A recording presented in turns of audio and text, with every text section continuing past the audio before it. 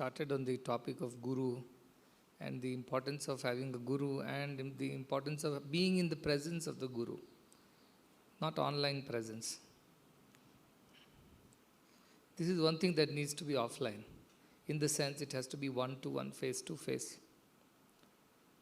I love this padyam, this shloka from Adi Shankaracharya's Viveka Chudamani, when first time a person approaches the Guru and says what? He says, Swami Namaste Nataloka Bandho Karunya Sindho Patitam Bhavabdho Maamuddaratmiya Kataksha Drishtya Rijvati Karunya Sudha Vivrishtya. Swami, the Guru, I bow down to you. You are the ocean of compassion, you are the friend, you are the well-wisher of those who come and seek your refuge. I am the fallen one. I have fallen into the Bhavasagara. Please save me, please redeem me. Uddhara. Redeem me how? Atmiya Kataksha Drishtya. Just by one glance of yours, redeem me. Just by one look of yours, do redeem me. And let your compassion, the rain, the shower of your compassion come straight on me.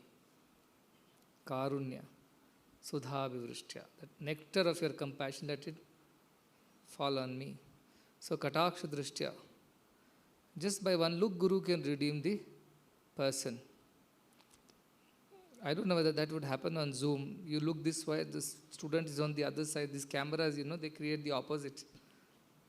What is left becomes right, what is right becomes left in these cameras. So we don't know whether the Kataksha Drishtya will go and fall on some wall or some chandelier or some table somewhere, not on us.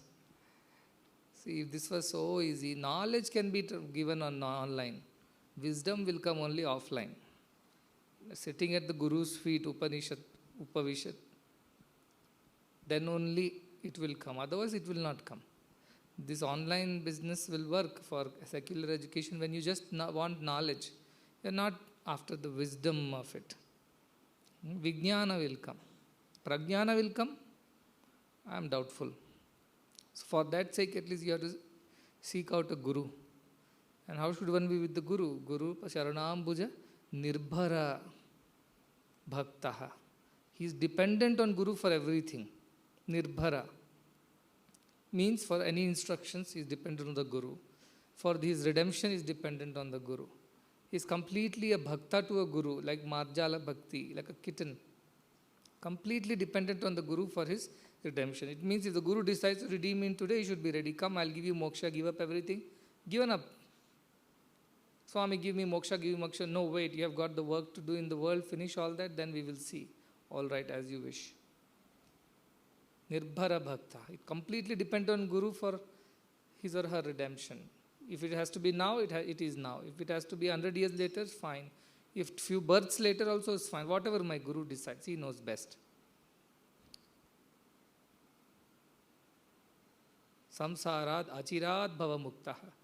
From the world, the samsara, this bhavabdhi, achirat, without delay, bhava mukta, he becomes freed. It doesn't mean that he'll disappear from the earth, dead and gone and settled in some other Brahmaloka or somewhere. No. From this samsara maya, he is freed. Achirat, without delay, because Guru decided. How does it happen? You may think, oh, that is so easy if I can find a Guru. And somehow even Vakradrishti falls on me. From corner of his eye looks at me, I am redeemed. No. Wait, the shloka is not over. The first part of the shloka is to motivate everybody. The second part of the shloka is the business. Sendriya manasa niyamadeyam.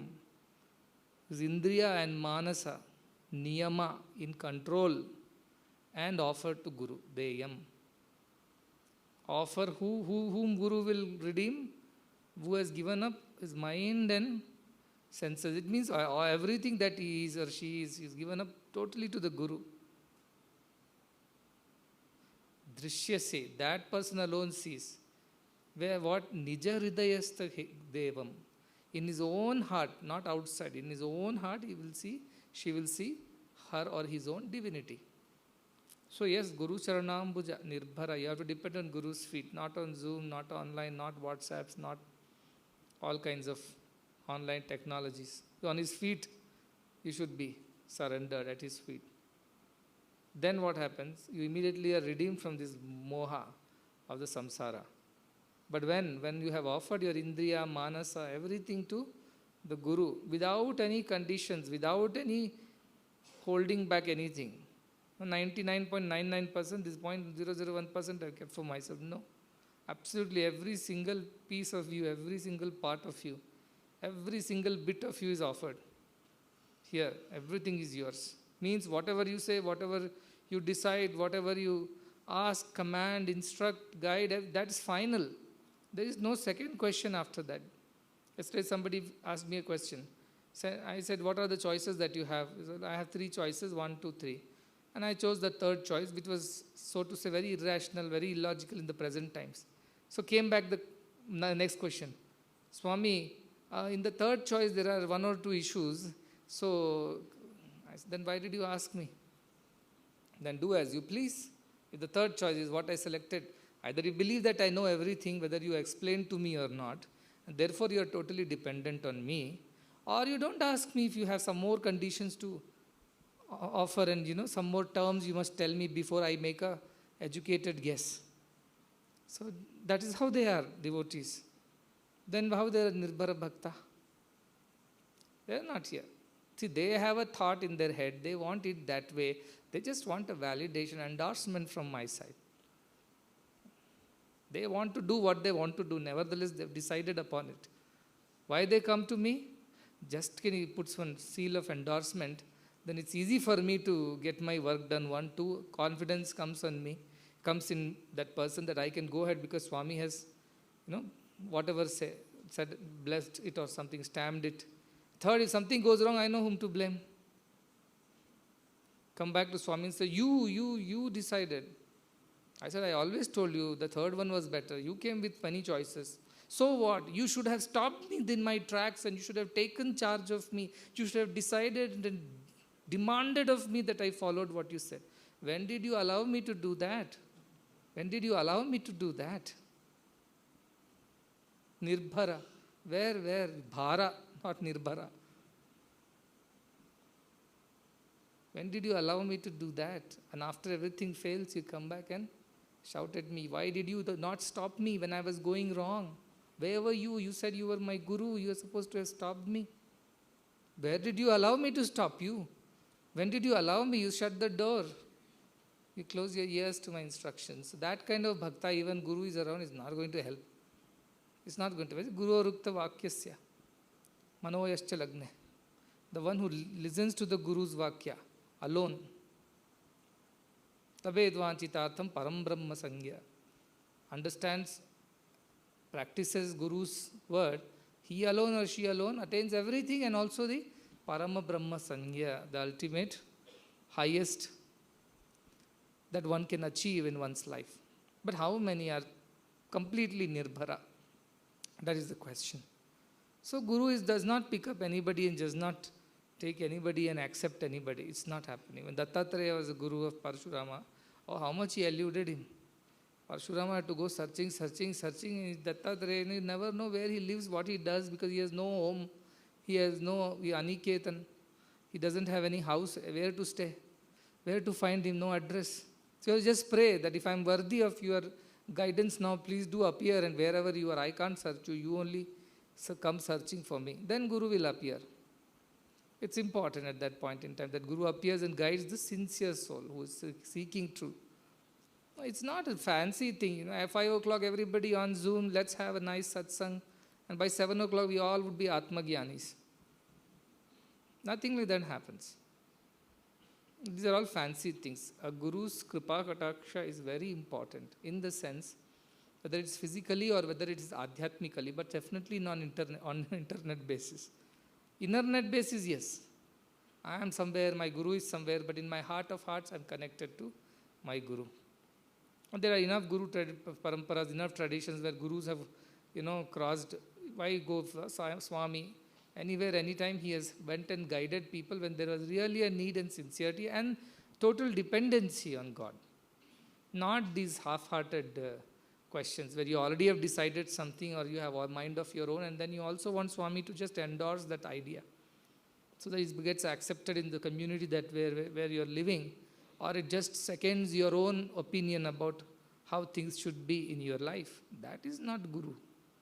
You're not dependent on that. So that kind of a pure-hearted devotion to Guru alone can redeem such a person.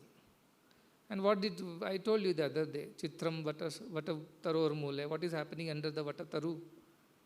Very strange thing is happening. What? Vruddha Shishya. All old Shishyas are sitting there. And Guru Riva. Young Guru is sitting there. And what is happening? Gurustu Maunam Vyakhyanam. Doesn't speak at all. Shishyastu Chinna Samshaya. All their doubts are getting destroyed on their own. So physical, in the sense, having offered oneself to the Guru completely, served the Guru Shraddhaya, Paripatena, Pariprashnena, Sevaya. Having served the Guru, having surrendered to the Guru, Paripate, having completely surrendered one's entire being to the Guru without holding anything back for oneself. No ideas, no desires, no plans of your own. Then that Guru will give you the Upadesha. And that is enough. One compassionate look at you, you are redeemed. Anything can happen at that point in time because Guru has decided. But to make the Guru decide, to deservedness of the Shishya is so important that the Shishya is well prepared. I was telling the story this morning to our students of Paramahamsa Yogananda. You know him, Paramahamsa Yogananda. His real name was Mukunda. He used to live in Calcutta with his father, mother, brother, sister and all that. But he was always having this inner urge to find God. I want to see God. I want to experience God. So at some point in time, he even ran away from his house without telling anybody and ended up in Varanasi searching for a Guru and accidentally stumbled upon, no accidents of course in this field, there are only incidents, no accidents. So he met Yukteswar Giri Maharaj and then he guided him to come to his ashram near Calcutta, told don't run away from home, don't be in Varanasi, come there, I'll be closer to you near Calcutta and you meet me there. So again his father was happy that son is back, otherwise son would have run away, then I would have lost one son, brilliant son.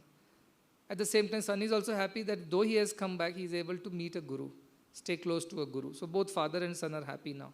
And bigger happiness is continuing his education because Guru told, get a degree. Someday when you go to West, it will be important for you. So he had already told long back. Anyway, he started living with Yukteswar Giri Maharaj and he would see this Yukteswar Giri Maharaj will go off into Samadhi at his, will and wish. So in the night, mosquitoes will be biting this poor little young aspirant, whereas our Yukteswar Giri Maharaj will be in Samadhi, unaffected by the mosquitoes or anything. So he started growing impatient. When will I get into that kind of a state? When is he going to teach me this? All the time cook this, clean that, fill water, get that. When I am going to learn this? He grew impatient. So one day he decided to tell his Guru, I want to go to Himalayas. What happened suddenly to you? No, I want to go there, meditate in a cave and realize God, find God. He said, what will the inert mountains, will teach you? Yeah, the live Guru is there. Why you want to go to inert mountains? He was not convinced because Nirbhara Bhakta is not there. He is not totally dependent on the Guru. So he decided, let me find out for myself. This Guru is not teaching me much. No patience, saburi. So one night he ran away from here also. And found out from one of his professors in the college, there is one particular Ram Babu Majumdar.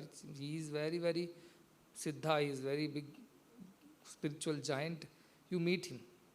So he ran away from home and went to a temple on the way, Tarakeshwar Mahadev temple. And then there also he thought, why should I bow down to stone? I am only God, everything is, why should I bow down to God in the form? This Saguna, Nirguna, Sakara, Nirakara, this confusion. So he didn't bow down. He went away from there. And then he walked and walked and walked. After a long train journey, he walked further. And some village fellow told him, take a right after the crossroads. And he took the right and kept walking. It became night. He never reached the village. When he asked somebody, they said, what did you do? You took a right? Oh, you should have taken the left. He cursed the person who had misguided him.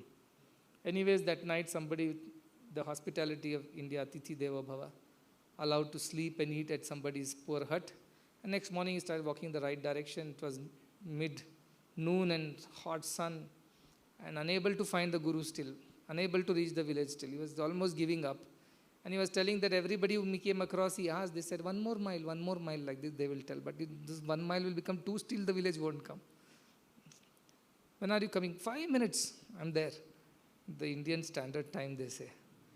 So, this ISD, Indian Standard Distance, how far it is? Everything is 1 krosha, means approximately 2 miles. Another krosha. He kept on walking. Finally got exhausted, and he thought of giving up the pursuit when he saw a very, very unassuming man, very much like any local villager walking towards him. Nothing impressive about his personality, except deep, dark eyes, he says. And this man stopped and chided him. Before he could open his mouth to ask, can I meet this Ram Babu of this particular village? He said, I was leaving the village, but I just waited for you because you were coming. You cannot come unannounced like this. And that professor of yours, he should be, treated well for giving my address like this without my permission. He said, how does he know that I am the Shishya and he's coming? There's no communication then.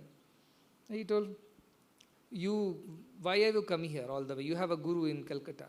He said, I have come to find God. Where is God? So God is within. Only within? No, he is without, is everywhere. Then why did you not bow down to that Shiva in the temple? He said, oh, this man knows more than what I thought. Then he said, that is why you got trouble. That man guided you to take a right instead of left, and you suffered because of your arrogance. Then he surrendered, fell at his feet. Tell me, what should I do? Go back to your guru. He is there to take care of you. Anyways, you have come this far, have some rest. Tomorrow you go back. So took him to his hut, fed him something. They meditated for some time. In the night, he explained to him, see, you don't have to go to Himalaya. Wherever you are, a silent corner is your cave. Think like that. Running away from the society and trying to hide some corner is not going to help you. Where you are, learn to detach yourself and focus on this idea. And then he told, you are not ready. That's why your guru has not given you this. You are not ready yet. You are like a low volt bulb, through which if a high voltage current passes, you will be burnt, you will get destroyed. That's why he is waiting for your preparation. And that is why it is not allowed. Still. Oh, he understood everything now. He was grateful to this Guruji, and then he left next morning back to his ashram, shamefacedly stood there at the door. And the Guru was just normal. Oh, you have come, let's have lunch, and you must be hungry. Didn't even ask where you went, why did you not take my permission? He knows. Fed him, some time passed, then he wanted to do meditation. As he sat down in meditation, this guilt and these thoughts were, troubling him. He couldn't meditate. But he tried hard to meditate. The more hard you try, the more difficult it is to meditate. Meditation happens, it is not done. So this Guru from the top shouted, come up here. He said, no, Guruji, I am meditating. He said, I know what meditation you are doing, come up here. He went, your mind is everywhere, you are saying you are meditating. You are feeling bad that you left without my permission. All things are going on inside your head. Oh, he was again, totally exposed. And then Guru said, took pity. So much he's struggling. And he just touched him, it seems. And he was with a broom or something, is cleaning there. And this man went into a state of a kind of samadhi where he felt everything is one with him. Everything he could see. He had no consciousness of the body. Just the amazing experience of this oneness feeling. And for a few moments it lasted. He came back to his senses, fell at the feet of the Guru, saying that, what a fool I was. I left you, who is Nityanandam Paramasukadam Kevalam Jnana Murti. You are here and I ran away somewhere. He said, it's all right, now take the broom and start cleaning. That's the Guru Charana Ambuja Nirbhara Bhakta, who depends totally on a Guru. And mostly it is, and serves Guru, it is important. Serves Guru, because serving the Guru will take away your sense of individuality by that virtue of serving a Guru, not like physically serving the Guru. In those days, ashrams, whether people will serve in the ashram, you are all serving in the ashram. You are serving students and staff and whoever it is, patients and devotees. So you are serving Guru in some way, because they are told, Pariprashna, you want to ask the higher question, then do Sevaya. Ask, do seva. Otherwise, your ego will not come down. This kind of stupid ego, silly ego, like Param Yogananda, the young Mukunda walked away saying, this Guru is not teaching me anything. So that kind of Guru Bhakti is of no use. It says, Yatha Deve Tatha Guru. The way you are devoted to the God, likewise you should be devoted to your Guru. And only when your mind becomes pure and you are eligible, and who knows best? Guru knows best. Whether you are ready or not ready, whether you are putting sincere efforts or you are fooling around, he knows best. So as long as you are consistent and you are practicing and you are sincere and honest and you are dependent on Guru, there is no doubt he will take you across. Because that is why they are here for. Tirna Swayam Vima Bhava Arnavam. Janana Hetu Na Anyanapi. For no other sake they are here. They have already crossed over. For the sake of others they are here to help them tare and cross over. Otherwise they have no business over here in this world. Why? What business they have? But they are here only because there are some others who also want to be redeemed. And they need some guidance. They need some example. They need some ideal to look up to. That's why this Guru, this idealism. And that Guru's vibration, you see the presence, the aura, that itself is tremendous transformation. That you cannot get, Of course, pictures also radiate. They say if you put a picture and meditate on it, it depends much on your purity, your receptive capacity. Not much on Guru. It's like sunlight which is there. But nevertheless, in an ashram, in a pure environment, in the Sangha, good company of noble, like-minded people who have the same goal as you in terms of self-realization, who are also equally dedicated to the Guru as you, in the presence of each other, in the presence of such an environment, all these comes together to help you realize your goal. You sit in the middle of a city and some 80th tower in some New York building, all the time worried about where the stock markets are going up and down. And then you also want to suddenly enjoy the Guru Bhakti, and also it's so difficult it is. It's one in a Viralohi Mahashaya, they say, one in the billion may be like that. How many can be like that? So therefore there is a paddhati, there is a process, there is a method to reach a Guru, and that is also to do with a proper Sangha, a proper company. Be a Shishya. I was telling yesterday, Shvetashvatara Upanishad, it says, Na Shishya. Don't teach it to those who are not Shishyas. Na Putraha, they say. Sons also, if they are not your children, don't teach this. Because you don't know which genes, what background, what kind of, vasanas, what prarabdha they are coming with. You don't know. That's why you don't trust whom to teach. Or Shishya. Once you have tested and trusted them, then you take them as Shishya, then you teach them. Even if they are Putra and Shishya, if they are Aprashanta Manasa, their minds are not steady, don't teach them, they say. So today it has happened like that. It's a good thing or bad thing that so much of Vedantic knowledge is spoken by so many gurus across the world, and it's all available, online. People are taking online classes, maybe even charging a small fee to run their ashram, or even just to pay the internet bill on which they are using these online classes. Whatever it is going on, so much of knowledge is everywhere. It's not like those days when people of certain, birth and family only were having access to this knowledge. It's available to all, but I don't know how many will really benefit. Either they have to be like Ekalavya types, who are totally, totally sincere and absolutely, particular that they must attain and nothing else they need in life. They may achieve something, or else those who have in this clutter of internet found a way to reach out or meet a proper Guru, and with proper Diksha, proper understanding of things, they are able to proceed. That is the other way. I don't see the first category of Ekalavyas who can depend on their internet and redeem themselves, too many in the world. The other option is this. So knowledge will come, some inspiration may come for some time, but total transformation is only in Guru's presence.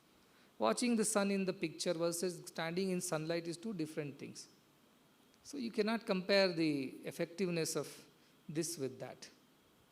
You have to be in the real sun. You should be standing in the bright daylight. Then you feel the warmth and light, the blessedness of it.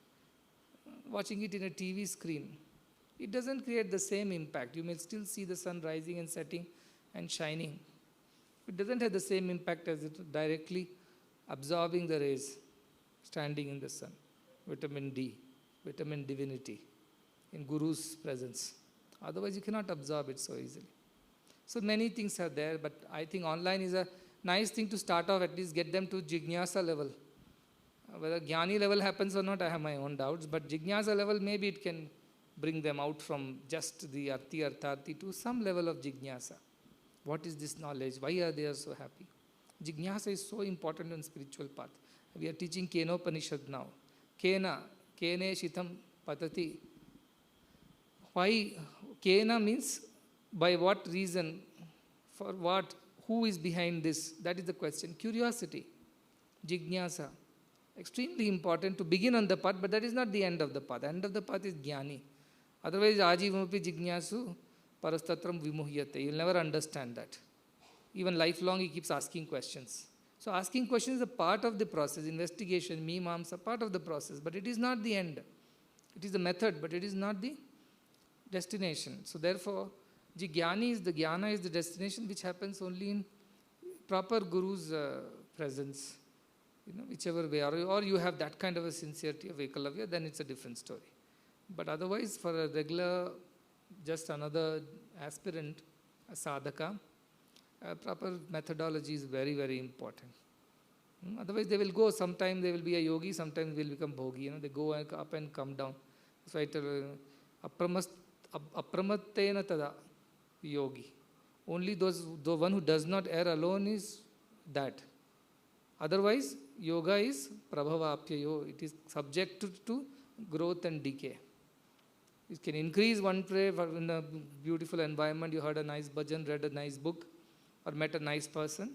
Next day you are changed again back to your old ways because it has declined again. It is very common, very normal.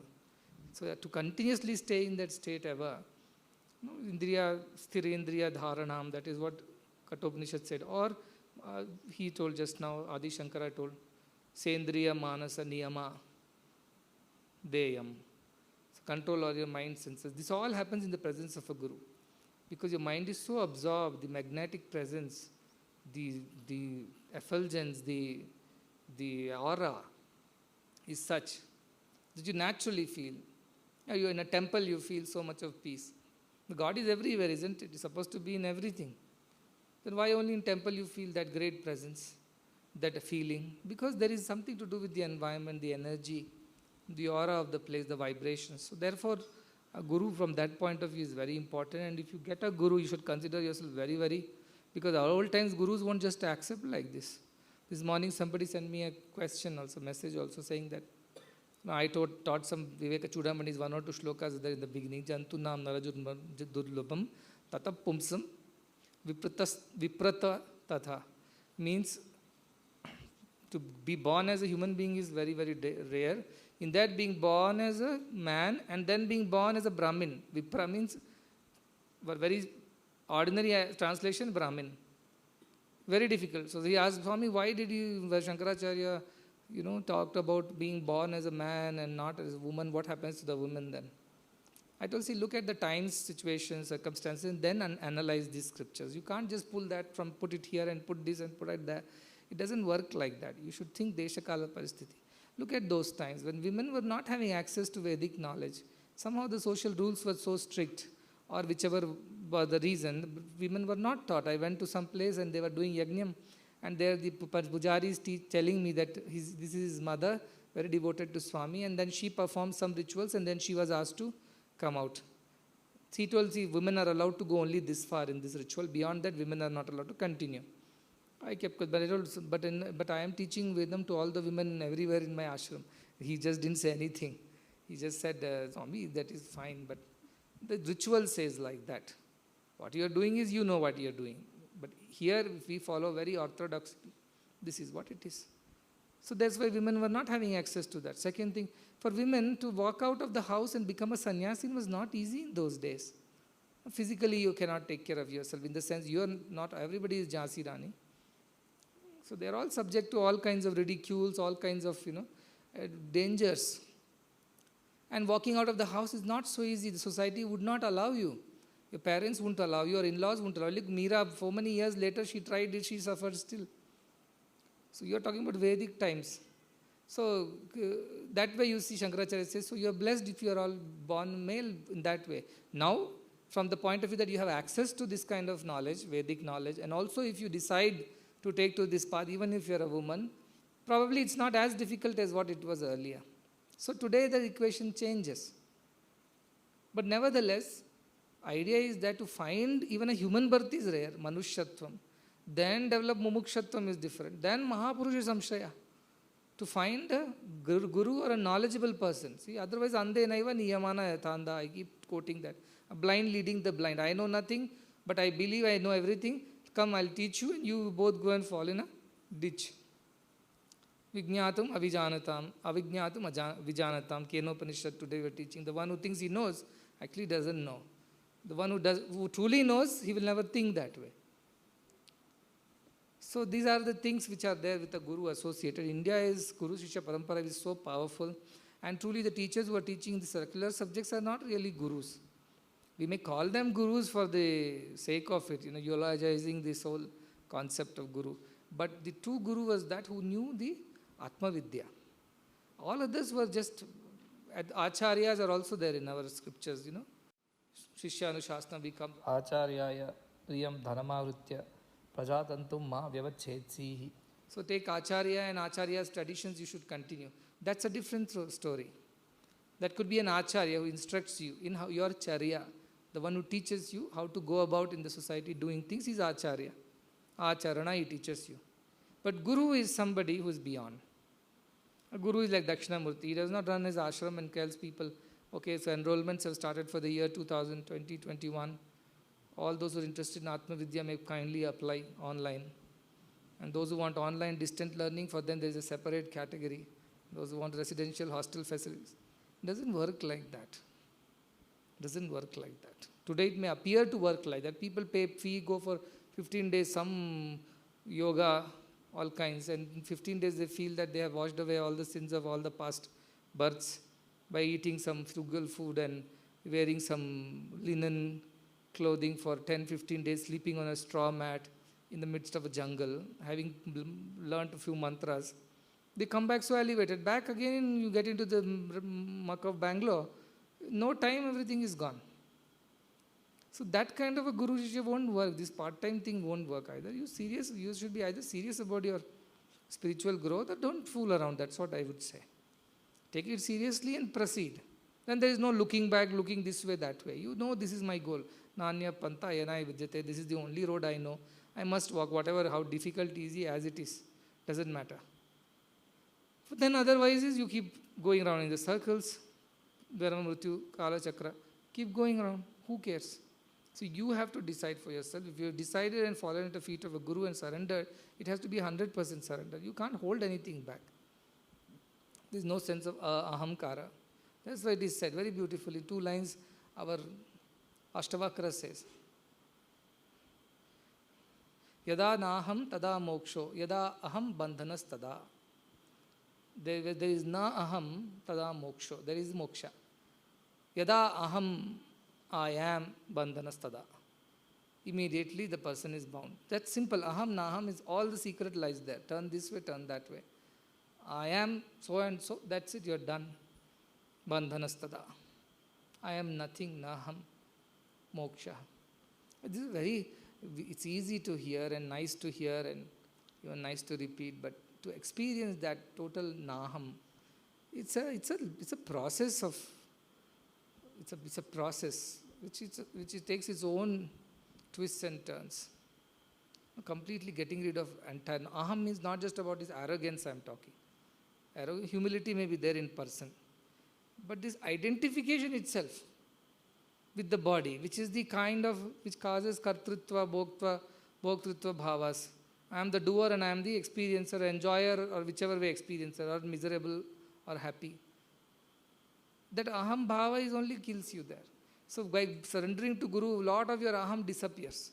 It becomes very minuscule. So that it's easy to crush that also and cross over. Because of his presence. Because of this continuous jnana sudha abhivrishya. Continuous rain of jnana, karunya, continuously under his supervision. Then what happens? You are naturally so inspired all the time. Your mind vagaries will be reduced, arrested to a great extent. And their ahankara, the identification with this body, which is the main problem. Arrogance and all is much lower. They are demonic qualities. They should be shunned right away. Kama, Krodha, Moda, Lobha, Moha, Mada, Matsara. These all should be shunned right there. With this, you can't even enter an ashrama. Truth is that. Why should Guru allow? You are not even eligible. You are not even worked on ABCD. You want to learn university degree. Get rid of Kama, Krodha, Moha first and then come. Now deal with only few things. Your demonic, tamasic should have been given up. Laziness, jadya, nidra. All this should have been given up before you catch hold of a Guru's feet. You should have done some homework and come. Then you come and ask him for the higher problems, like, I cannot get rid of this body identification, deha bhimana. So please teach me that. Because once that goes only, I will proceed further. So you ask the Guru, no, start working on my kama, krodha, moha. It is like asking a university professor to teach a primary school kid. Let's begin with ABCD. And it's below dignity. You should have done all that homework yourself and come finally with a pure mind, surrendered mind. The only problem with the mind is that it still is. Mind is. Though it is pure, it is surrendered, it is very divine. Yet mind is. Till mind is, you don't achieve that, right? So he teaches you how to become amani. No mind situation from some mind. Even pure mind is an obstacle. So no mind is the only way. And that Guru can teach in his presence. So that is the lesson you should come to Guru for. All other things you should have finished long back if you are coming for the highest knowledge. But then other Gurus who will teach you some pranayama, all these kind of methodology, which will first help you calm your mind, get yourself ready for the final thing. So all these things one should do on their own. I was not spending too much time on this. I taught you simple because I assumed that you should have been already done this. And I also told you that not that is you have not done in the past. You have done in some birth somewhere. So this vidya is there inside you. It will come out of you when you start putting practice. But provided you have interest. If you are not interested in your own redemption, who can save you? I don't want to be saved. Then who can save you? I don't want to pass. Who can pass you? You don't want to write anything on the question, answer paper. Who can make you pass? That is your own responsibility. So this is why Guru is an inspiration. You see that beautiful Mundaka Upanishad, one story is there. You know that? The story of two birds is there in Mundaka Upanishad. Dva Suparna Sayuja Sakhaya. Two Dva Suparna, similar looking, similar feathers. Sayuja, together they were Sakhaya, and of similar species or similar name and feel. Where were they? Samanam Vriksham, in the same tree they were sitting. Parishasva Jate, sitting or clinging onto the same tree. Two birds were sitting. What happened? Tayor Anyaha, one of them, between the two, one of them, Pippalam, the fruits which were there, it was Swadavatti. It was enjoying the fruits. It means it was eating the fruits. Pippalam, Swadavatti. And what was the other doing? Anashnan Anya Abhichakshamiti. It was always looking, Abhichaksha, continuously watching. But it was not eating any of the fruits. It was sitting peacefully on the top and peacefully sitting. And this lower bird thought, who is that bird sitting on top? Looks so peaceful. Abhichakshamiti. Always watching something, lost as if in some thought of its own. It is not eating these fruits, berries of the tree. This lower bird, what it does, it goes and eats some berry. Oh, it's so sweet, it forgets the upper bird and now is enjoying the berry, fruit. And then it goes and picks another fruit, it's so bitter, it gets a shock. Then it says, I would have been better if I was there. Suddenly, Smashana Vairagya comes. Why? Because this bitter fruit has come. Some dukkha has come in some shoka, some tapa, some nashta, some kashta. So immediately Vairagya wakes up. Oh, I must get rid of this stupid idea of eating fruits. Let me become like that bird which sits so peacefully without eating these fruits which are bitter and sweet. And suddenly it starts climbing up to come closer to that bird. But when it reaches the next branch, again more fruits are there. And again it gets distracted. Well, let me see, maybe these will be better than the last time. That friend was a terrible one. Maybe this friendship might yield me better. That business collapsed, I know. But maybe this business will earn me some money. Oh, that wife was terrible. Now, this is a new marriage, new wife. Maybe something will turn out good. So you have go, and then you again pick and eat. Pipalam. Then what happens? The fruit leads to experiences, both bitter and sweet. Turns out to be good, then you forget the bird upper. Why it is so peaceful, you forget that. Why it's not interested in eating these fruits, you forget that. Again you start eating some other bitter fruit. Then once you eat another bitter fruit, you get a shock. You are terribly, your wife has cheated you, alimony, all the money, all the wealth is gone. And next, you don't know where to go on the road, or your friend has deceived you, or somebody defrauded you. Whatever the sad sorrow, some dear one passed away, whom you are too attached to, anything. That is another bitter fruit you eat, again your face goes up. Oh, how that bird is so happy. Let me become like that. Who is that? Let me find out. Again you climb another branch, then what happens? You find one more bunch of fruits. Again you forget. And get busy tasting, saying that, so what if I had a bad experience last time? You even forget that you had a bad experience. And you start again desiring for another new experience. So birth after birth after birth, we have always looked at that divine self. Birth after birth, we have forgotten, again eaten fruits. And again suffered the consequences, or enjoyed, as the case might be, some good sweet ones, some bitter ones. And every time a bitter fruit came, we looked up and said, why we are not like that bird? But every time we forget, we see a next bunch of fruits, we forget. This is the plight of the man on the spiritual path. Suddenly something happens, goes wrong. I must go to Mudrahalli, I must see Swami, I must. Why? Because something terribly went wrong in your life. Everything is going right. A message is enough, Swami, everything is fine. That's all they treat Guru for. That is wrong. That is what I am trying to say. Oh, Swami, you are great, but you are sitting on the upper branch. I am happy eating these fruits.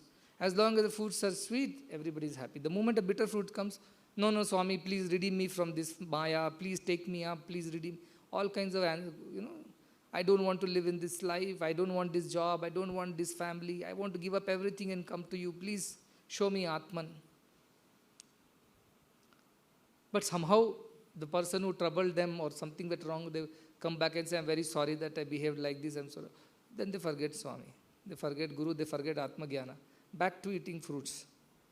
Till another bitter one comes. That is the plight of man. That is the plight of man. In the same tree we are sitting. Their true self also is that. And the lower self, the ahankara is this. Sakshatkara is that. Ahankara, you are sitting and suffering. Aham. Identification with the body. This is Purusho Nimagna, the next sloka says. Same tree we are sitting. Samane Vrikshe Purusho Nimagna. He is drowned in ignorance, that Purusha. The man, the being, the jiva. Drowned in the ignorance. And what does he do? Suffers problems. And what he thinks? Anishaya, I am useless. Isha means I am great. Anishaya, I am useless. I am suffering. And keeps suffering. Shochati. Muhyamanaha. Keeps on suffering, thinking this. Suffers in some setbacks and, oh, his life is waste. I am a waste. Everything is a waste. This, that. Starts suffering. Only when, yada jushtam. Only when he puts effort. That is why he's saying you have to exert yourself. Only when that person puts effort and sees what? Pashyati, whom? Anya Isha. He sees the other one, which is like Isha, like a king is sitting on top, unaffected, unperturbed by anything, lost in its Atma Krida, Atmarati, busy and happy in his own self. Till he puts effort to look up and see Anya, other one. Who is he? Isha. Both symbolically as well as figuratively, you see. He is the Lord, or he is also the controller. Isha means he controls everything. Means he controls his mind, his senses, his vagaries. He is able to keep that, everything under his control. Sendriya Manasa Niyama Deyam. That sitting there doesn't get distracted by the fruits. He sees that, then what he says? Asya Mahimanamiti Vita Shoka. He realizes that and realizes the glory and greatness of that state of complete control over mind and senses and complete absorption in the meditation of the true self. Vita shoka, all the sorrows disappear. Like this little bird comes there and realizes, oh, and finally realizes it is me only. That is the sakshatkara, this is the ahankara. That is soham, this is aham. That's all the difference. The moment you are soham, you are that. You are no more disturbed. Then you will say, what happens to the person? Will he not have any bitter fruits? What does he eat and survive on? He will also have bitter fruit, but bitterness will not make him suffer.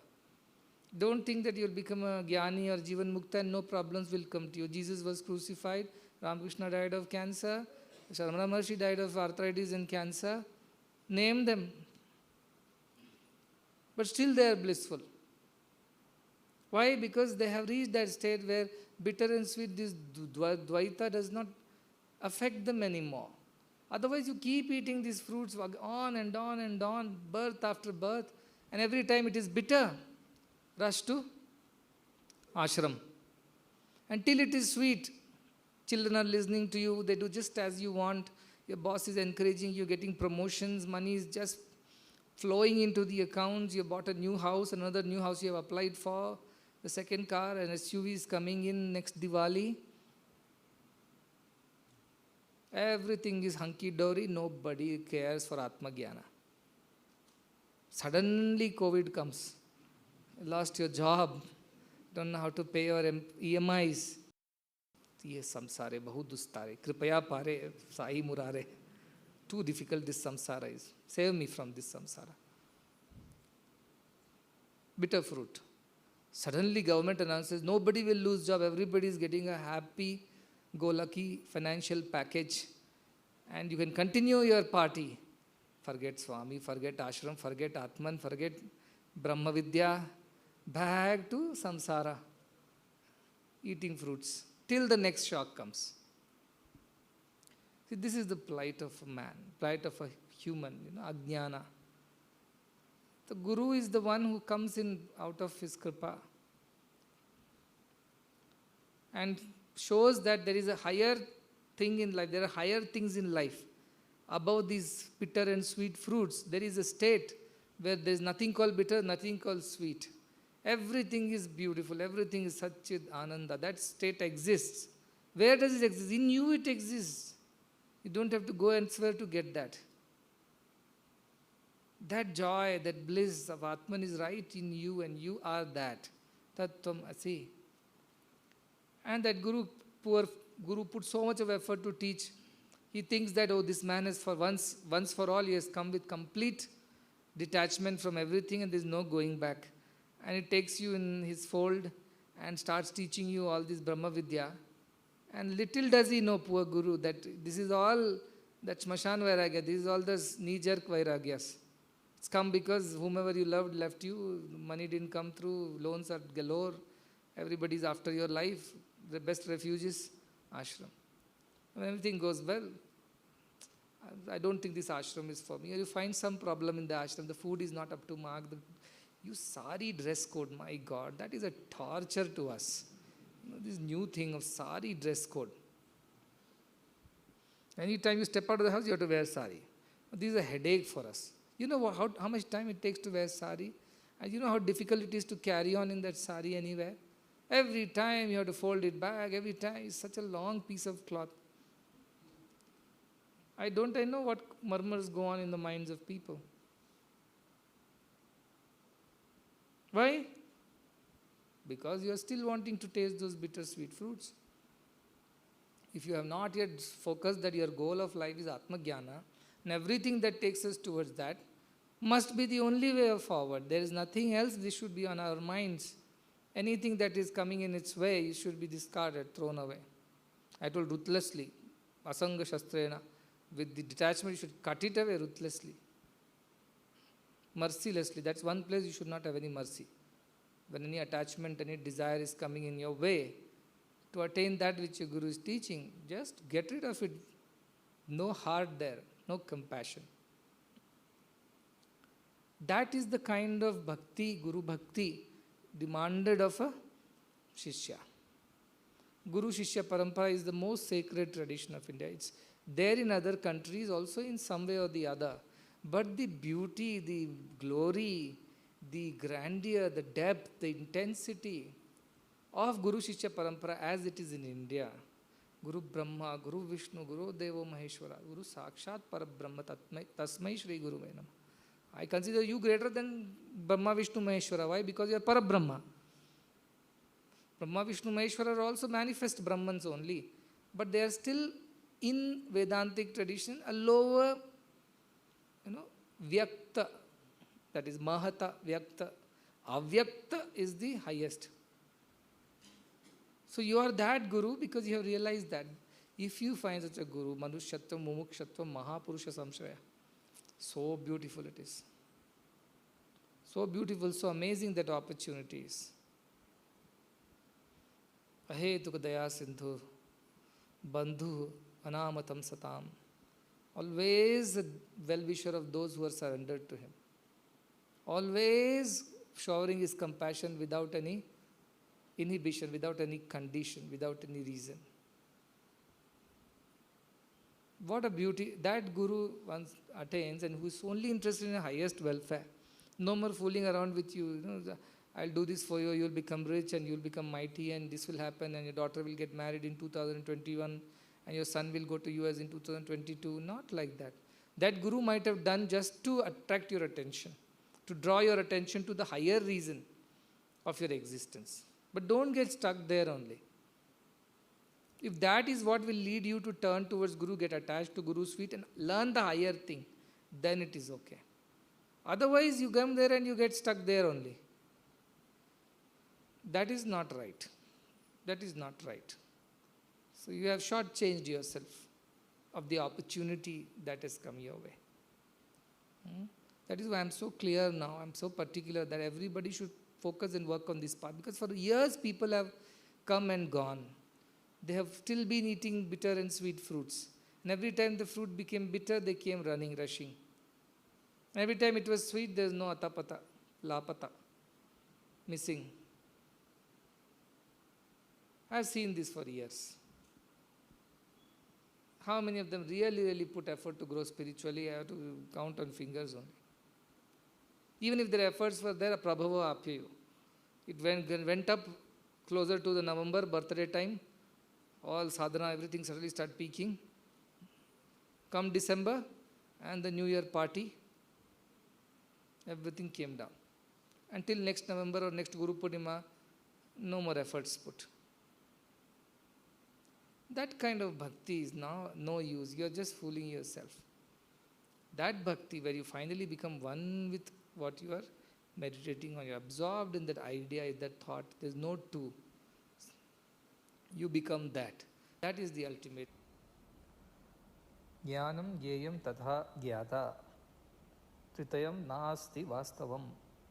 These three don't exist separately. The knower, jnata, jnanam, the knowledge, jneyam, the object. None of these three are different. That state it has to reach. None of these are real. Ajnanat bhati yatredam. All this is because of ignorance. I see me different from my Guru different from the meditation procedure, method. All these look different to me because of my ajnana only. Who I am, soham asmi niranjanaha, Ashtavakra says. That state you have to reach where everything, jnanam, jneyam, jnata, everything becomes one. There are no three there. And all that three we see is because of our ignorance only. So reach that stage where this does not exist anymore and you realize soham asmi niranjanaha. I am that soham asmi. I am niranjana. Always in the state of peace and bliss. That is the true state. So you have to keep this goal. Other day I was telling the students, you have to keep telling yourself, you have been told this lie that you are a body, you are a body, you are a body for births. Not to undo this lie. You have to tell this truth to yourself that I am divine for a few births maybe, we don't know. Because for births and births you've been told you are just this body. And if a lie told too many times sounds like truth. And we have believed, we have fooled ourselves into this truth that yes, we are the body. At best we are the mind. But now we have to tell this truth to ourselves so many times that it erases that lie from our minds once for all. It gets firmly established, sunishchita. firmly established, installed in our minds that we are divine. So why this body? It's an instrument. Why this mind? It's an instrument. That is abahya karana, this is antah karana. Both are karanas, both are instrument to me. So who are you? I am the master of this all. That clarity. So what do you mean by this body is, your name is so and so? Yes, that is in this birth, this body has been given to me to Sharira Madhyam Kalu Dharma Sadhakam. I have to do my Dharma Sadhana, for that this body has been given, that's it. Beyond that there is no use for this body. That clarity, that sharpness, that alertness, Uttishta Jagrata, that should be with us every waking, and even in sleep this only should go on, even in dream this only should go on. And you have to tell yourself how many times, so many times till you finally really feel that you are different from the body. You feel different from the body in all those little short moments of meditation. But then we are back on the body. A merchant who did lot of sins, shortchanged people, defrauded them, went all the way to Ganga, saying that I have too much guilt in my head, too many wrong things I have done. So repenting, he said, if you go and jump into Ganga, your sins will get washed and you can come back happy. So his guru, he took the permission and went there. And before going to Ganga, he removed his clothes and put it on the branch of a tree. And went, took some 3 dips and felt very refreshed and rejuvenated, very pure, came back, wore the clothes and came back to the shop and again started cheating and defrauding people. So then he told Guru, I went to Ganga, I did everything, but my pravrittis, all those instincts are still there. He told, your instincts also, you left it outside Ganga like your clothes on the tree. And once you came back, you wore them back again and came. That's why it's not gone. It is still there deep inside. So coming to ashram, living here and doing all this, fine. But if those pravrittis are not gone yet, then you have not progressed far. So therefore you come here, I am not the body, I am not the body. Even while telling I am not the body, I am quite conscious that I am the body. It's not reached that stage. But how many times you have to tell? So many times that you should be able to remember that this is you. Like some people, suppose, undergo name change. Like a simple example, when women undergo marriage, after marriage their surnames are changed. Sometimes their names are also changed in the new family. Suppose your sister-in-law there also has the same name, they pakka change your name only first. They'll change the name, then you have to change your signature. Isn't it? So your name, your signature. Next time somebody, not like the modern fashion, all names, all surnames, this side, that side, no. Old time fashion. I'm just giving an example, not saying this is right, that is wrong. But now what happens, you go to bank account, you have to change your signature in the bank account. You have to put an affidavit for all your driving license, passports, everywhere you have to change your surname name. And you have to remember first that your name has changed. Your surname has changed, your signature has changed. Suppose you go to the bank and you forget and sign the old signature, your check will bounce. Or you go to some place, let's say immigration, they ask you your name, you tell a wrong name, they will suspect you that this lady is pretending to be somebody else. So you have to remember, right? You have to consciously remember that my name has changed. I'm married now and my name has changed, my signature has changed. I must tell the new name and use the new signature. But first few months what happens, you keep making the same mistake. Unconsciously you end up signing something. Or our children will know it better, when the year changes from 2019 to 2020, 2019 continues till February, March in their notebooks. Habit. Dead habit. Pravrutti, that is what is called. Habits are pravrittis. Deep rooted. So you keep writing 2019, 2019, till teachers comes and reminds your teacher, hey, we are in 2020, you're still writing 2020. Oh, I'm sorry, I forgot. Habit. Like this woman who's married keeps signing the old signature and all her checks, everything is bouncing because habit. Same way, I am the body has become a habit with us. For how many births it has been a habit with us. That if now somebody tells you that this is wrong, we are not able to believe. Means we are not even able to believe that we are actually in 2020. We are still thinking we are in 2019. Look at the plight of that person. At least if we understand that actually calendars have changed and we are in 2020. I remember the New Year party. Yes, you are right, teacher, we are in 2020. He'll put some genuine effort. Or the women who forgets writing the name correctly, touches her Mangal Sutra. Nowadays, no Mangal Sutra, that's a different story. But at least remembers that I have a husband when I go back home from the office. Therefore, my name has to be, I have to remember. So consciously, they develop the habit of writing the right date or changing their name and signature. That conscious effort is what is required to remember that I am not this body and mind. The body and mind are mine only, but I am not that. I am beyond. Paratastu saha. I am beyond this. That is me. That consciousness is me. And that requires so much effort to remember, because it's very easy to slip into the old habit again. So how many times you have to tell Brahmasmi, Brahmasmi? I don't know. Maybe for a few years you have to tell Brahmasmi, Brahmasmi, till it becomes an established thought in your head. And nothing else will come to your head. Yes, it doesn't mean that you will write Brahmasmi in your passports and question paper and answer. No, not like that. You are conscious that you are Brahman. Instrument's name is so and so, and therefore I have to write this instrument's name. Suppose you want to get a car pass. Will they not ask you your name and what is your car's model, name, number? So you will provide both. I am so and my car pass, for the car pass, the car number and model is so and so, this colored car. To that extent, use your body to only explain to the world that this is your instrument and instrument's name is such and such. This is the model. Whatever, Reddy, Shetty, Gowda, this is model name, that's all. Otherwise, who I am? I am Brahman only. I am the master of this car. I am not the car. But for the sake of pass, I am giving you the details of my car. Which garage it is from, where did you buy it from, which year, make, engine, chassis, all that you have to write. But you are the owner. That forgetfulness should go. That's why so many times you have to tell yourself this truth, that it becomes sunishchitartha, it becomes well established in your mind, so much so that always you are conscious and mindful of this truth of yourself. And like the upper bird, which is sitting on the tree, it may be also eating when it needs to eat, but it is unaffected by what goes on around. It is very happy and peaceful. So your guru comes and shows you that this is possible. Because you need some example. Is there somebody who can think like this? Who can be like this? Who can do like this? Or is this just a theory valid for 10,000 years ago but not today? No, it's not theory. It's practice.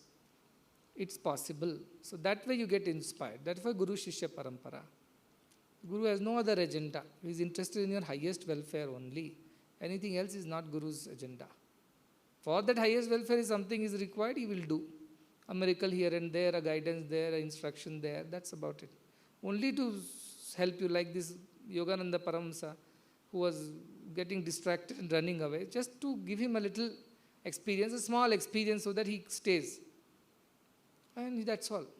A small relief from a problem, a small guidance on a very pressing issue, a small instruction where you are confused, a small help here and there, just ways and means to keep you on the path. So understand the value of this opportunity, the ashram life, the opportunity to serve, do Guru Seva, Guru Bhakti, and ultimately all this jnana that is flowing, meditating on which you can redeem yourself.